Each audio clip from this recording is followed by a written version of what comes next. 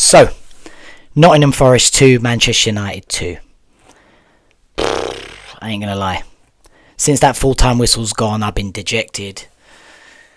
I've been literally hunched in this position since the full-time whistle. Feeling like the Hunchback of Notre Dame, Quasimodo himself.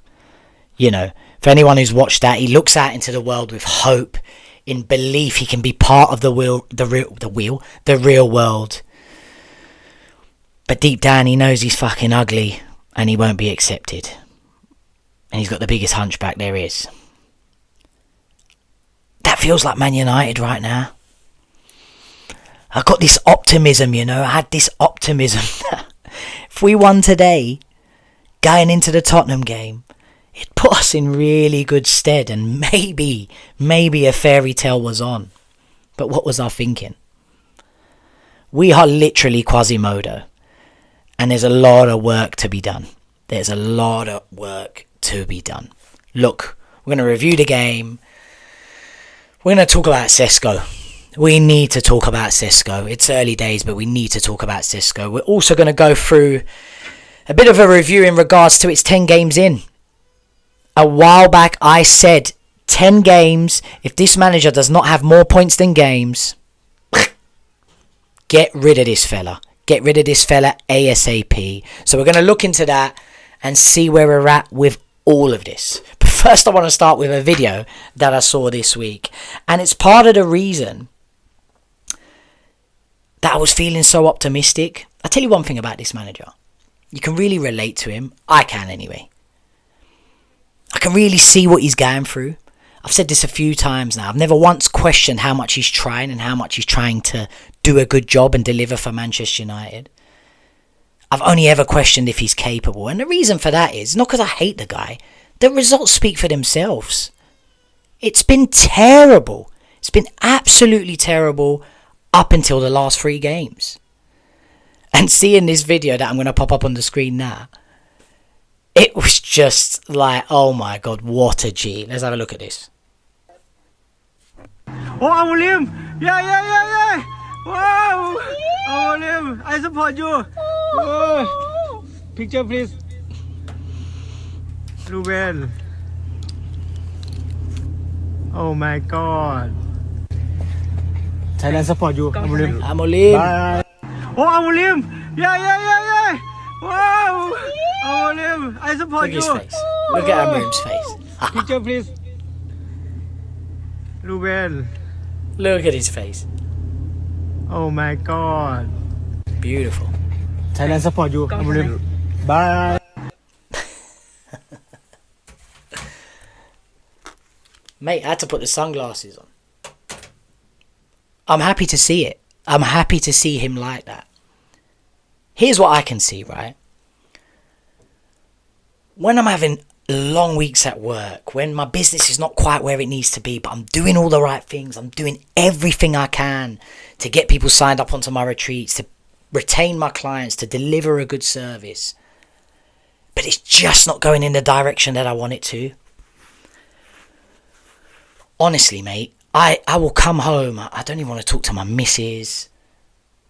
I don't want to do anything. You know, I just so down in the dumps, so dejected, so emotionally drained. That doesn't mean I give up though. I've got too much pride to give up. And that's what I see in this man, you know. You could tell this guy's been going home for the last 12 months, absolutely dejected. But after those 3 games, he's definitely given his wife the Stretford end, that's for sure. And look at him.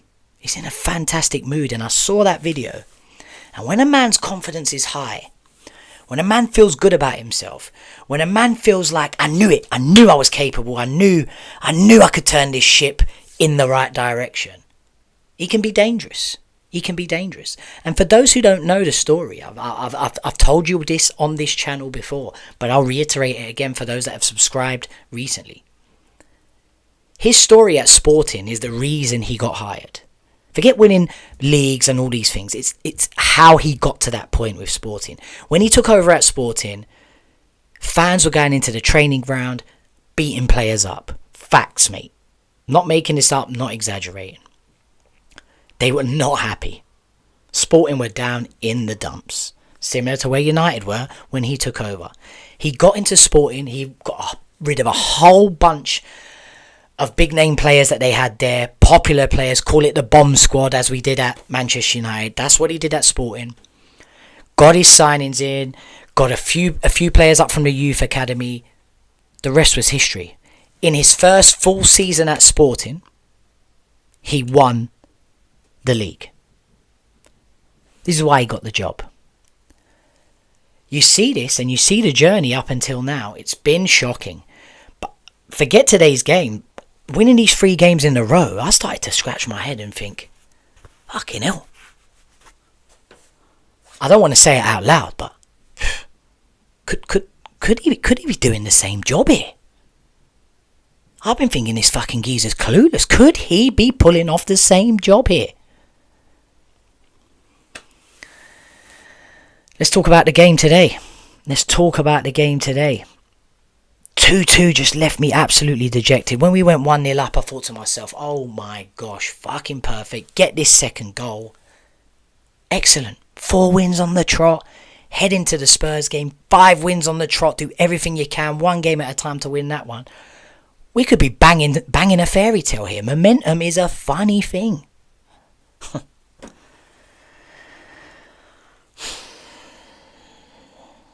I don't know where to start, like... The second goal, we'll start with that. The fucking 3 defenders all over the fucking place. There's 3 of them. There's 3 of them there.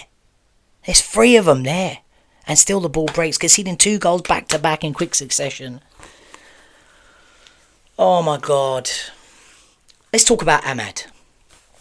He scored the equaliser, and what a goal it was. But he's had some up and down season, hasn't he? He's fallen off a cliff, hasn't he? And I'm going to say this out loud, and I'm probably going to clip this up and post it. Because you know me, I say what I feel. I don't think Ahmad's any better than Anthony. I think Anthony's capable of scoring that volley today. I think Anthony's more capable of tracking back and defending better. All I see Ahmad doing is cutting in onto his left foot, exactly what Anthony used to do, and having a shot. It's no fucking different.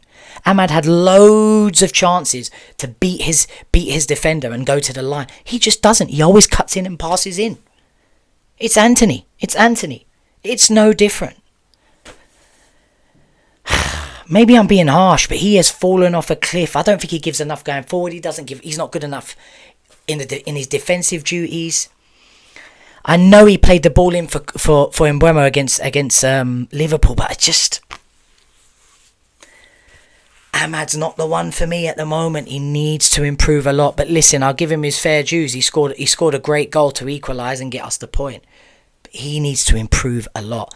Dalot, I do not know how this man is still in this team. Dorgu's not been great the last few weeks' games. And that's why Dalot's starting. But flipping hell, Amirim. Please get this guy out of the team, man. He's just not the guy. He's not the guy. Casemiro. I made a video just about him a few videos ago. How fair play to this geezer. Most Brazilians, once they make a few bucks, mate, and win a couple of major trophies, done. They ain't worried about fucking being in the best shape of their lives. They ain't worried about being top of their games. This is not me being harsh. This is facts. This is proof.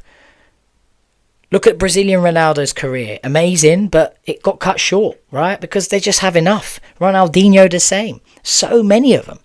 But fair play to Casemiro. He's come to United. He gets a lot of stick. He's lost a whole bunch of weight. Always cropping up in the box to score goals. Nothing but respect for this fella. But let's get to the crux of this. Sesco.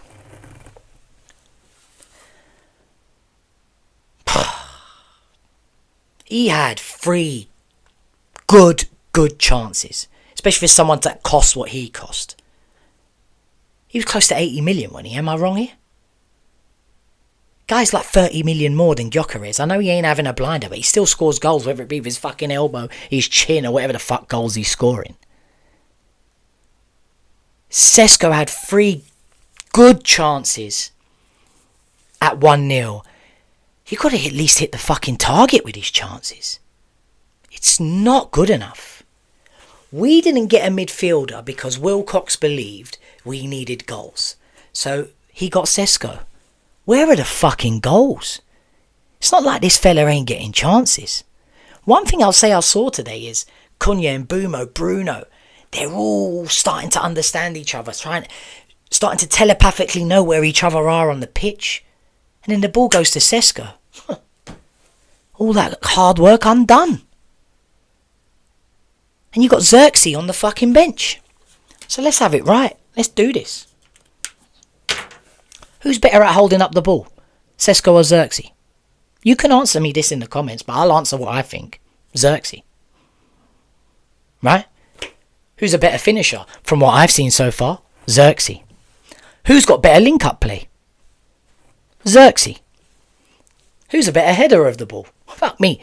This guy, apparently Sesco, can jump fucking, God knows, 30 feet up in the air. Sorry, I'm going to pick Zirkzee. I know he weren't great last week when he should have been defending that corner when we conceded, but I'm going to say Zirkzee. I've seen better headers from Zirkzee. Who's a better passer of the ball? Zirkzee. Who's stronger? Who's more tenacious? I know we've done hold up, but I believe Zirkzee. Who's more skillful?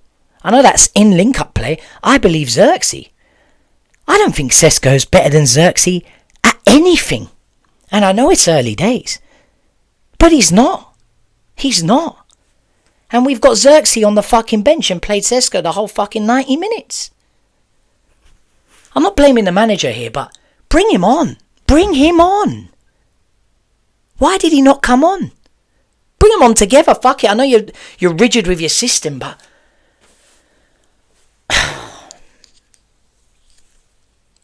Sesco's been brought in to score goals in games like this. Let's have it right. I know I've been very happy with the 3 wins in a row. I know I've been very in a positive mood, but I always call it how it is. Sesco's been bought to win games like this for us, yeah? Or at least to score. Sorry. At least to score in games like this for us.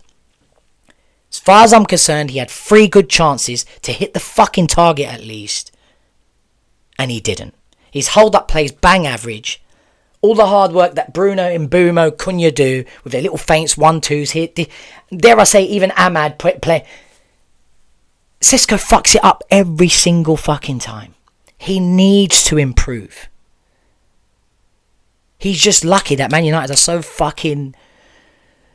have been so fucking shit that, you know, no one's really looking at him or giving him any stick. He's getting away with it a little bit, but I'm here to call it out. He should be doing better than he is. That position used to be a graveyard shift. I'm not saying it's changed much, but it has improved. There's more chances being created. The stats show that. Matey boy needs to start bucking up his ideas. He needs to start bucking up his fucking ideas.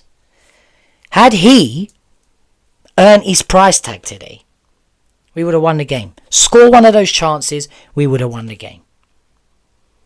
But listen, truth, if someone gave me win, draw 4 games ago, I would have bit their hand off. Yeah? That brings us to the 10-game review. 10 games in, I said if he don't have more points than games, fucking get this geezer out of Manchester. He's got 17 points. He's won 5, lost 3, drawn 2. Man City play tomorrow. If they draw, they will have the exact same record. They're playing Bournemouth. Could easily lose. And they'll be a point behind us. So looking at that, they're being managed by the great Pep Guardiola. You've got to be fair to Ruben Amorim. As far as I'm concerned, mate, I don't think we're going to be relegated. That's gone out of my head now. I don't believe that's the case. I was very worried that was the case. But after the last 4 games, including today's game, I don't believe that to be the case. We have improved. We have moved forward. Give this man till the end of the season and let's see where we're at. What do I think can happen? I don't know. But I think if he gets top 6, I'd give him another transfer window and let him go again next year. That's where I'm at. I've seen some good things. And I can relate to the fella. I'm very careful with what I'm saying because... not because of you guys, but... I am just not sure. I've said it here before. The guy talks a good game, but when it comes to delivering... But you have to be fair. 10 games, 17 points. We didn't play terrible today. If Sesco had finished his dinner, we'd be having a different conversation. Small margins. Tell me what you guys think. Sorry I've not been able to do a video this week. It's been absolutely full on with life, with work. I normally get a video done midweek, but I could not get it done. So please like, subscribe, comment on this video to help push it. What do you think? What do you think of today's game? What do you think in regards to Sesco and Zirkzee? As far as I'm concerned, Zirkzee's better than Sesco. So far. I'd start Zirkzee next game. I would start Zirkzee against Spurs, not Sesco. Let me know your thoughts, guys. Again, please like, please comment. I appreciate you guys so much. Every single one of you. I shall catch you on the next video. Boom.